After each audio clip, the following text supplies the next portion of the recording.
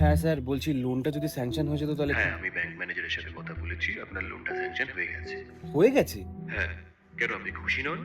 না না, মানে 2 মাস ধরে ব্যাংকের পেছনে ঘোরাঘুরি করছি, তো আজকে হঠাৎ করে হয়ে গেল, তাই একটু তাজ্জুব লাগছে। ঠিক আছে, আমি 2 দিনের মধ্যে ব্যাংকে এসে টাকাটা নিয়ে যাবো। Thank you. হ্যাঁ।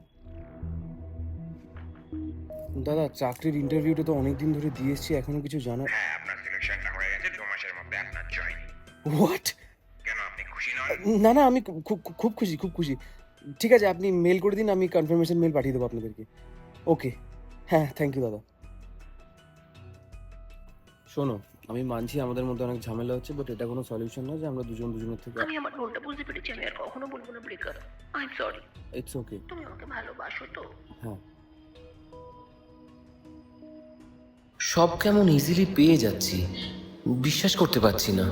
আর কেমন একটা মন জুড়ানো সুগন্ধের অনুভূতি হচ্ছে। তবে কি এটা মায়ের আগমনী বার্তা? এবারের পুজোটা তাহলে ভালোই কাটবে।